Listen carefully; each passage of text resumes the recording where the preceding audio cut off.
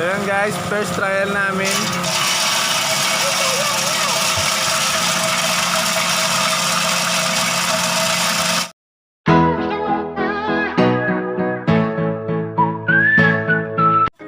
Yan guys, sisimulan na natin buksan ang ating soya grinding machine. Yan, bumungad sa atin yung ating manual. Yan po yung manual. Bali, mamaya lang natin yung basahin.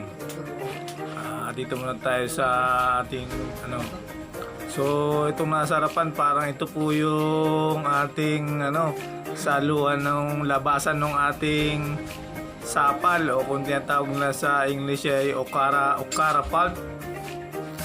Yan, mukhang matibay siya at makapal yung kanyang bakal. So mamaya set up natin yan. So ang pangalawa naman dito, bubungad sa atin yung pinaka-embudo niya. Maganda rin siya, makapal din. At ito naman, kunin natin yung ating machine. So parang maganda yung pagka-packing niya guys, yung machine. Talagang parang medyo may kabigatan lang ito. Kaya kailangan lalaki talaga yung magbubuhat. Yan. So, ayan. Ganda-ganda talaga ng ating machine. Makinis na makinis. Stainless. Bali, ito po sa loob guys. Meron pong plastic siya sa ilalim. Ito, buksan natin kung ano ito. Pagkakalam ko kasi sabi po ng ating seller, meron daw pong libreng milestone.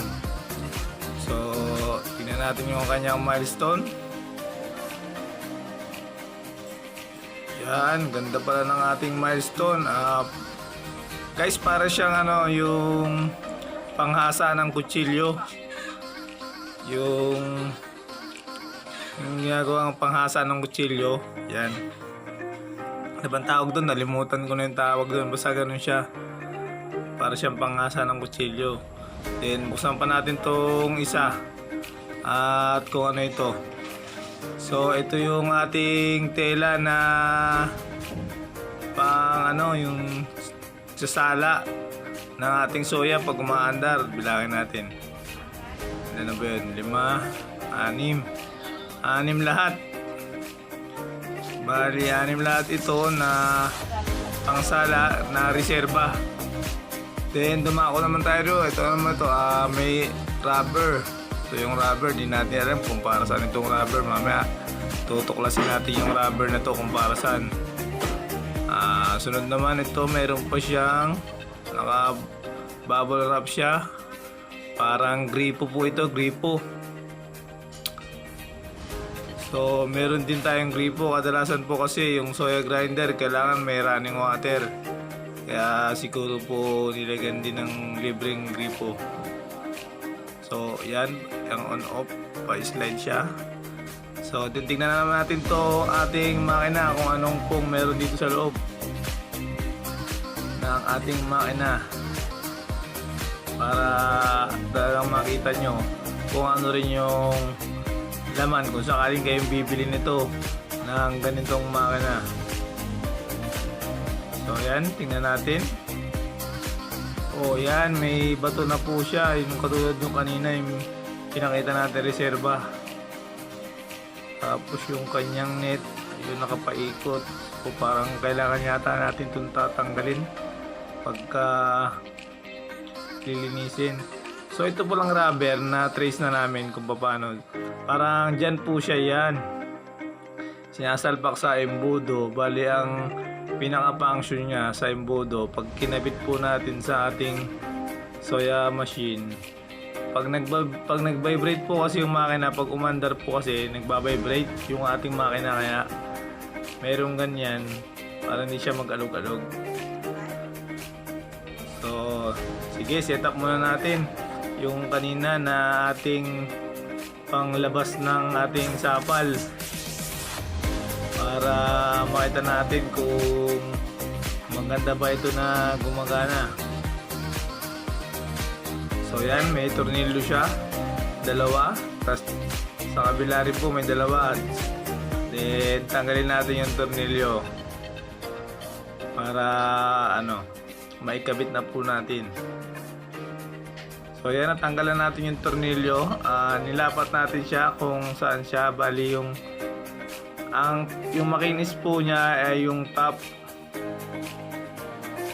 Yan, so tutok muna natin yung ating mga butas kung talagang sakto ang ating paglalagyan. So okay, parang pwede na natin siyang ikabit.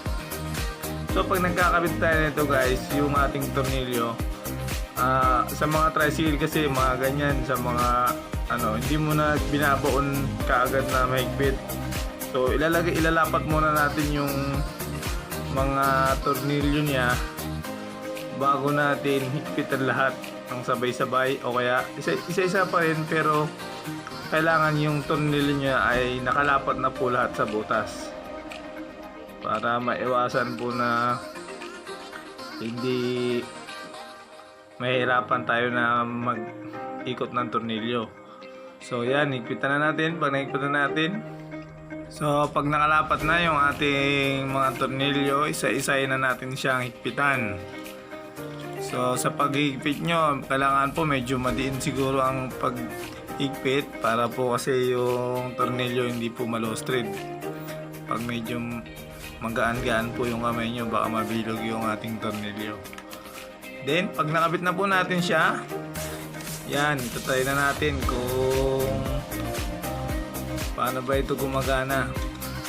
So ang nakita ko po kasi sa kanila yung hiwalay, kung nandito po yung labasan ng sapal, dito naman po sa kabila yung labasan ng katas.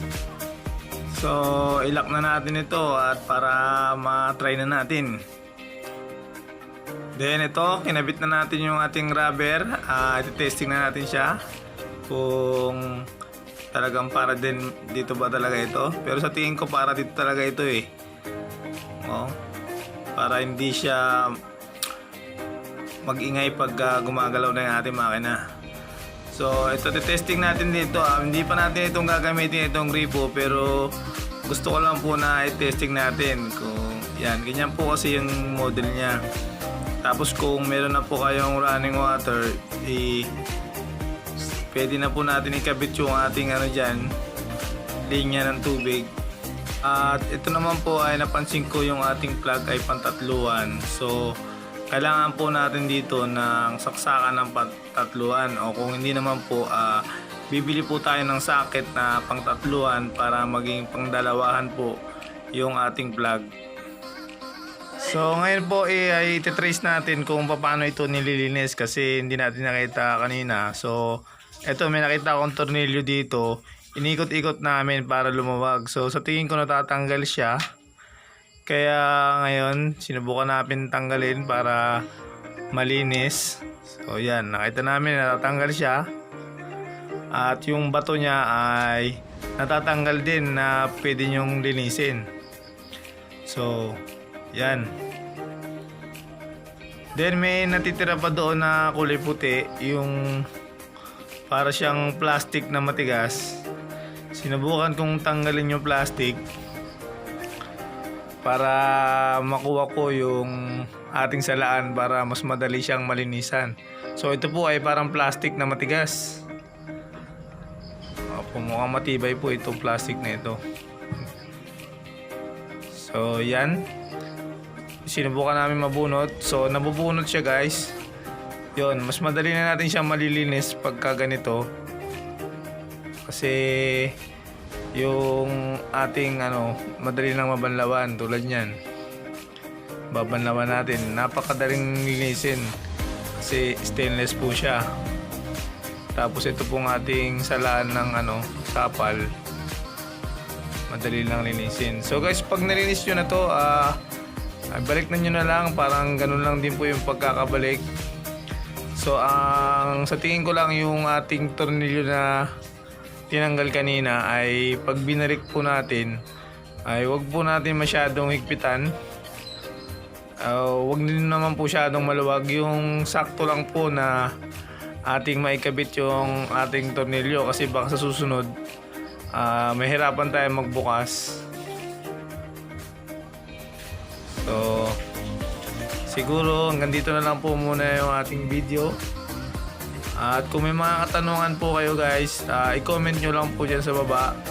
Sa susunod na video natin, kung gagawa pa tayo nito, sasagutin po natin yung mga katanungan ninyo. Ayun guys, bago tayo magtapos, huwag nyo pong kalimutan mag-subscribe na channel dahil marami pa po tayong papakita dito, katulad na lang po ng exact measurement po ng tubig sa ating soya beans. So hanggang sa muli nating pagkikita, paalam!